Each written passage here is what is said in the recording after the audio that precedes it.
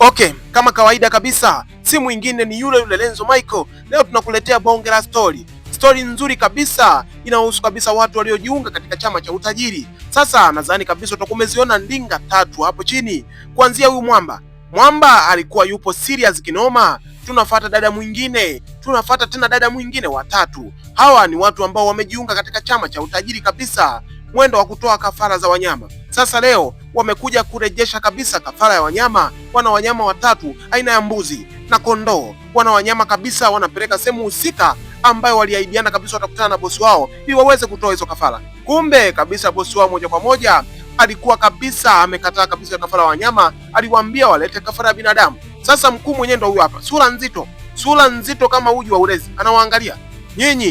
Nyinyi mmeleta kafara hii, kafara mbona mmechelewesha? Tulielewana kwamba muwaishe kafara asubuhi na mapema, mmechelewesha.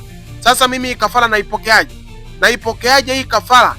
Kwa sasa hii kafara siitaki. Mimi nahitaji kafara ya binadamu. Tafuteni binadamu, sitaki hiyo kafara mnaoleta kafara ya wanyama, nataka kafara ya binadamu. Sasa Kipala alishangaa sana akasema, bosi, kwani imekuwaje wakati tulielewana kabisa kwamba kafara ya wanyama ndio inahusika? Kuna mdada mwingine naye akauliza, mkuu, nadhani ulituambia kabisa tulete kafara ya wanyama. Hapana, nyinyi mmechelewa, tofauti na makubaliano tulivyokuwa tumekubaliana. Mmekuja muda umeenda, ndio maana nawaambia kafara imekataliwa na mizimu, inahitajika kafara ya binadamu. Mchaguene kati ya nyinyi mmoja wenu hapo atoe kafara ya mtu ili muwe hai msalimike. Sasa wakaanza kuangaliana kabisa kwamba ni nani.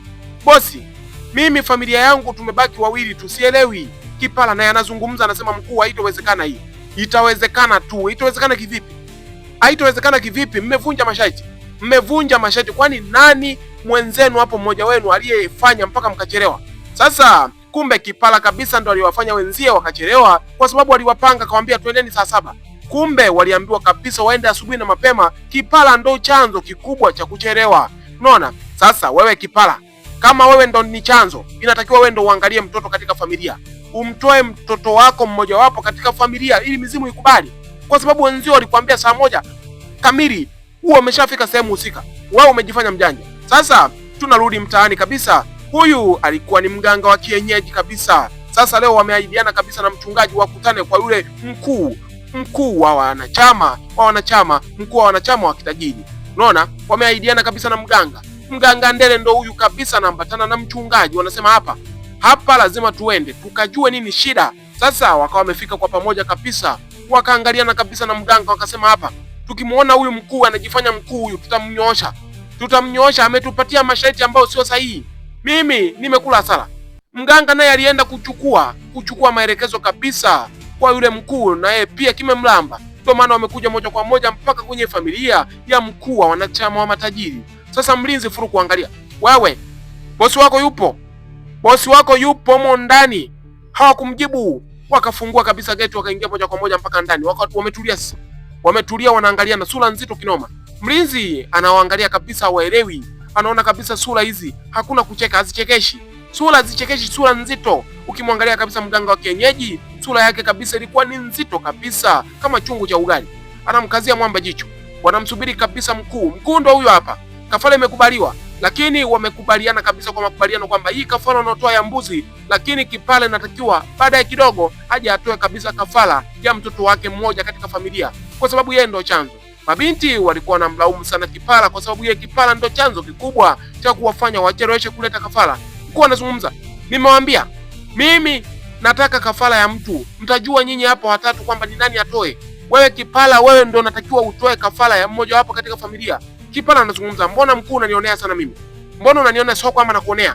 Wenzio ndo umewafanya kwamba wachelewe kuleta, kwa sababu ulikuwa unataka walete asubuhi na mapema. Mkuu kapotea manakafu. Sasa wakaanza kuangaliana kabisa. Wakasema, wewe Kipala ndo chanzo kikubwa wewe. Wewe Kipala umetufanya tucheleweshe hii kafara kwa sababu sisi tulikwambia asubuhi na mapema. Mimi nawaacha siwaelewi kabisa. Sasa akaamua kukimbia kabisa mdada mmoja, akachoropoka kabisa kwenye gari moja kwa moja. Sasa alipobaki mdada mmoja na Kipala, wakaanza kuangaliana.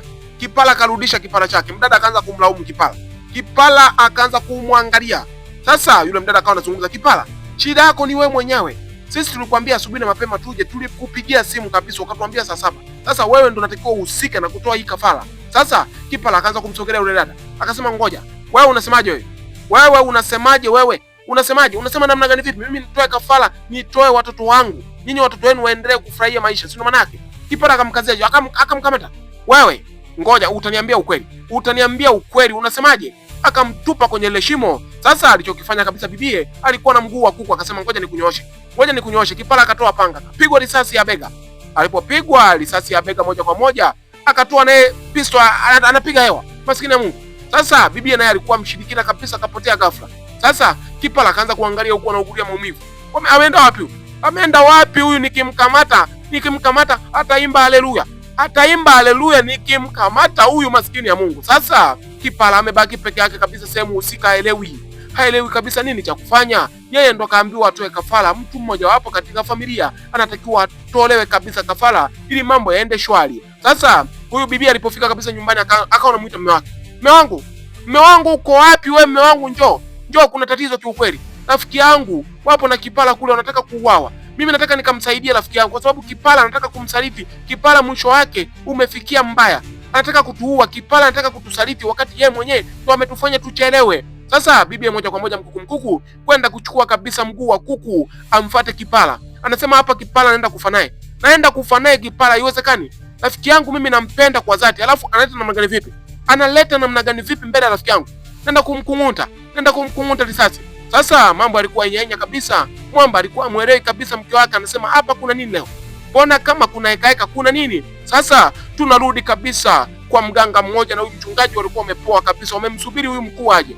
Mkuu ndo huyu hapa. Sasa gari ndo hii nyeusi kabisa, gari ya kitajiri. Unaona, wamemsubiri kabisa, sura nzito kabisa, wamekausha, wanamsubiri kabisa kuja kumhukumu. Wamwambie kabisa, masharti uliyotupatia tumejaribu kufanya, lakini bado tunazidi kuwa maskini. Mimi kanisa langu halijai waumini, na kwa mganga kula anasema mimi sipati wateja. Tangu nianze kutumia masharti ya huyu mwamba sipati wateja. Sasa walikuwepo vikaragozi, hawa ndo wafanyakazi wa huyu mkuu, wanatembea naye muda wote. Unamuona kabisa mkuu mwenyewe ndo huyu hapa, sura nzito kabisa kama chungu cha ugali. Mlinzi anamsalimia bosi, kuna watu hapa wamekuja kukuona, pia wana maongezi na wewe. Mimi kiukweli nimewaogopa, sijawauliza hata kuwauliza. Sasa mkuu alipoangalia kabisa, akaona hizi sura zilishawahi kunifuata na kuomba kabisa utajiri, akawaingiza ndani moja kwa moja. Semeni kero zenu, mna shida gani? Nauliza kwa mara nyingine, mna shida gani? Sasa yule mchungaji akaanza kusema, mimi namwamini Mungu kuanzia sasa. Sitaki mambo yako ya kishirikina, sitaki. Nimekuja na mwenzangu hapa kwa sababu wewe umetupatia miujiza ambayo haifanyi kazi. Sijazi waumini tangu nipatie dawa yako. Sasa mchungaji analalamika kabisa. Mganga wa kienyeji naye anamkazia mshikaji, anamwangalia kabisa, elewi. Anaona kabisa tangu waje hapa, mimi mwenyewe sijazi wateja, napiga kila siku, napiga ramli kila siku, wateja hawapatikani. Mteja anakuja mmoja kwa wiki moja, mteja mmoja. Hali yangu imekuwa ngumu, sielewi. Licha kutupatia masharti tuwe matajiri kabisa, tupate utajiri mkubwa, lakini umetutapeli. Sasa mkuu kabisa akaanza kuangalia, akasema nyinyi mnanichukulia machokodo. Sasa ngoja niwaonyeshe. Walikimbia wakasema tutakuonyesha. Wakawa wameachana kwa design hiyo. Sasa wakatoka nje moja kwa moja. Mkuu akaagiza wapigwe risasi. Wapigeni risasi, wananikimbiaje? Bado nazungumza nao. Wakasimama pale. Kumbe na wenyewe walikuwa na nguvu kabisa za ajabu. Sasa walinzi walipokuwa wanapiga zile silaha, wanapiga kabisa risasi za kutosha. Risasi haziingii mwilini. Maskini ya Mungu.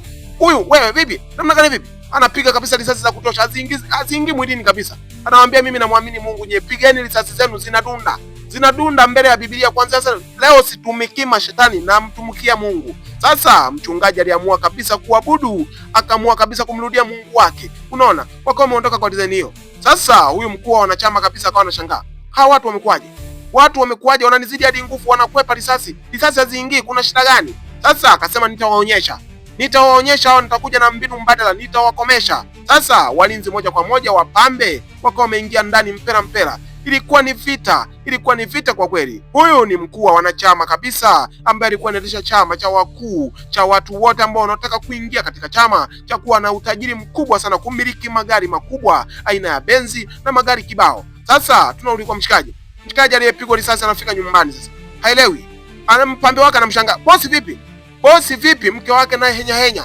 hawaelewi. Wanashangaa kabisa kumuona kabisa jamaa amejishika kabisa mkono, anatirika damu. Jamani, nitafutieni huduma ya kwanza, kuna risasi kabisa kwenye bega imeingia, nitafutieni huduma ya kwanza, tutazungumza baadaye. Sasa wale walinzi wa nje kabisa walibaki kuangalia ulinzi na kushangaa nani atakayeingia chura yote tumbabue risasi.